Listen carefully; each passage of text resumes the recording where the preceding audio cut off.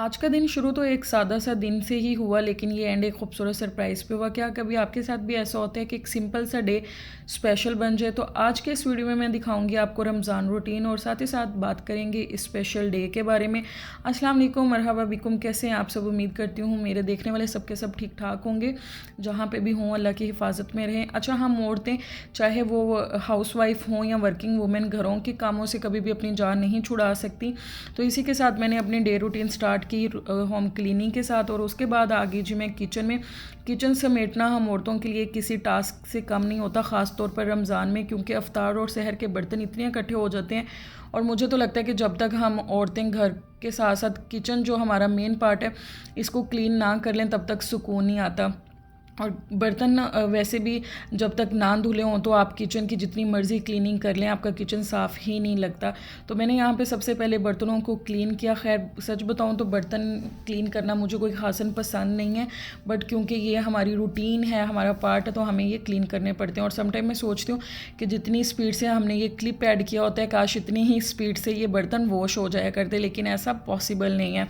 अच्छा, उसी के साथ कभी कभार तो मुझे ये लगता है कि जब हम सारे काम कर लें और किचन गंदा छोड़ दें तो इतनी वो टेंशन हो रही होती है।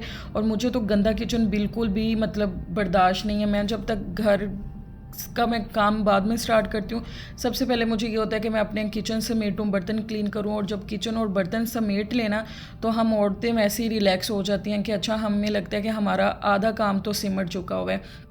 यहाँ पे मैंने सारे बर्तन क्लीन किए। बर्तन क्लीन करने के साथ साथ मैं ये सोच रही थी कि अच्छा आज क्या ही स्पेशल करना है, बट फिर मैंने सोचा कि क्यों ना आज ज़रा डीप सी क्लीनिंग कर ली जाए। वैसे भी रमज़ान की क्लीनिंग तो की थी, लेकिन रमज़ान के साथ साथ हम जब तक वीक में एक अच्छी सी डीप क्लीनिंग ना कर लें तो हमें लग रहा होता है कि हम कैसे सेटिस्फाई होंगे, क्योंकि घर में रह के औरतों का काम ही यही होता है कि किचन देख लिया या ज़्यादा से ज़्यादा घर क्लीन कर लिया। और वैसे भी मेरी तरह की जो औरतें होती हैं जिन्हें क्लीनिंग की आदत होती है, वो ज़्यादा देर तक घर को गंदा नहीं रख सकते। अच्छा, बर्तन धोने के साथ साथ मैंने सिंक भी साफ़ किया, क्योंकि मैं बर्तन धोते हुए ही प्लान कर चुकी थी कि मैं क्यों आज ज़रा सी डीप क्लीनिंग करूँगी किचन की भी। और वैसे भी रमज़ान में क्योंकि सहरी और अफ्तारी में जब आप किचन यूज़ कर रहे होते हैं, स्पेशली अफ्तारी में, और फ्राई आइटम्स बना रहे होते हैं, तो वो जो ऑयल है वो समहाउ आपकी स्लैब्स पे, आपकी किचन की वॉल्स पे गिर रहा होता है। तो फिर ये है कि साथ के साथ उसको क्लीन कर लिया जाए तो वो ज़्यादा बेहतर होता है। तो मैं इसीलिए यहाँ पे प्लान कर चुकी थी कि मैं किचन को डीप क्लीन करूँगी। बर्तनों के बाद मैंने इसीलिए सिंक भी अच्छे से क्लीन किया, सारी चीज़ें समेटी। और इसी के साथ साथ जब ये होता है कि अगर हम एक टाइम पे भी बर्तनों को या किचन को इग्नोर कर दें या डीप क्लीनिंग को इग्नोर कर दें वीक 2 वीक्स के लिए, नॉर्मल क्लीनिंग तो चल रही होती है, तो हमें हमारे लिए ही बर्डन बन जाता है, हम औरतों के लिए ही काम का बर्डन बन जाता है। तो मैं यहाँ पे काम जब कर रही थी साथ ही साथ, क्योंकि रमज़ान है, रोज़ा था, तस्बीह भी कर रही थी एज़ यूजुअल भी। मैं आपको पहली वीडियोस में मैंने बताया, और हम औरतों की आदत होनी चाहिए, क्योंकि सम टाइम ये होता है कि हम अपने आप को बिज़ी जो ज़्यादातर वो काम काज में रखते हैं। तो ये नहीं कि हम इबादत का जो टाइम है वो जाए नमाज़ पे बैठ के ही इबादत करेंगे, काम करते हुए भी हम तस्बीहात कर सकते हैं, अल्लाह का ज़िक्र कर सकते हैं। तो मैं भी यहाँ पे साथ ही साथ तस्बीह भी कर रही थी, साथ साथ काम कर रही थी। मुँह में कुछ भी पढ़ लें, दुरूद पाक पढ़ लें, कलमा पढ़ लें, इस्तग़फ़ार की तस्बीह कर लें। अच्छा, उसके बाद जी आ गई बारी चूल्हे की, जो कि रमज़ान में बहुत ज़्यादा यूज़ होता है। खैर मेरे घर में इतना यूज़ नहीं होता, क्योंकि हम 2 पर्सन हैं, 2 पर्सन की कुकिंग में इतना टाइम नहीं लगता। लेकिन फिर भी रमज़ान में क्योंकि एक आइटम से हम ज़्यादा आइटम्स बना रहे होते हैं, फ्राई आइटम भी बना रहे होते हैं, तो चूल्हे की जो क्लीनिंग है मुझे वैसे भी, इवन के सम टाइम मुझे मेरे हस्बैंड भी कहते हैं कि ऐसा मत किया करो। मैंने जैसे ही अगर मैंने रोटियां बनाई हैं, तवा उठाया, तो मैं साथ ही फ़ौरन चूल्हे को क्लीन करने लग जाती हूँ। चूल्हा गर्म भी होता है तो वो कहते हैं कि ये ना किया करो, लेकिन मुझे ये होता है कि चूल्हे पे किसी भी किस्म का गंद ना हो। तो मैंने यहाँ पे चूल्हे की भी डीप क्लीनिंग की, अच्छे से इसको साफ़ सुथरा किया। और साथ ही मैंने ये जो है लिक्विड यूज़ किया है, इससे ना चूल्हे में से जितनी भी चिकनाई होती है ना वो सारी बिल्कुल इजीली क्लीन हो जाती है। और वैसे भी जो आप देखेंगे कि ये जो मेरा चूल्हा है ना, इसकी ऊपर वाली जो लेयर है ये ग्लास की है, तो ये बड़ी जल्दी क्लीन हो जाता है। मुझे इस लिहाज से मेरा ये चूल्हा बहुत अच्छा लगता है कि जितनी भी चिकनाई हो तो वो जैसे शीशे पे कह लें कि ग्लास पे इतनी वो चिकनाई नहीं जमी रहती, तो इससे भी बहुत जल्द सारी चिकनाई वन टाइम में ही क्लीन हो जाती है। उसके बाद मैंने सारी चीज़ें उठाई।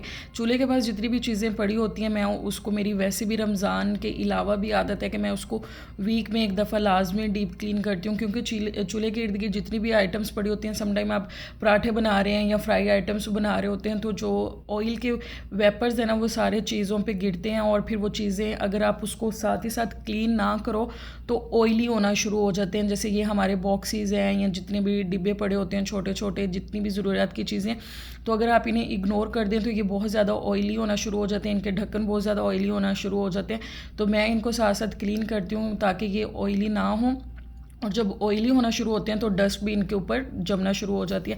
अच्छा, किचन क्लीन करने के बाद आ गई जो मैं अपने प्रेयर रूम में, क्योंकि प्रेयर रूम की भी सफाई बहुत ज़रूरी है। ये नहीं है कि एक दफ़ा प्रेयर रूम आपने सेट कर लिया, बना लिया, तो उसको फिर आपने पूरा महीना उसी तरह चलाना है। क्लीनिंग बहुत ज़रूरी है, डस्टिंग बहुत ज़रूरी होती है कि अगर आप अपने घर का इन्वायरमेंट नीट एंड क्लीन रखना चाहते हैं, आप अपने घर का जो जितना भी घर है उसको मैसी होने से बचाना चाहते हैं, तो यही होता है कि साथ ही साथ जितनी भी डीप क्लीनिंग है वो करते रहें।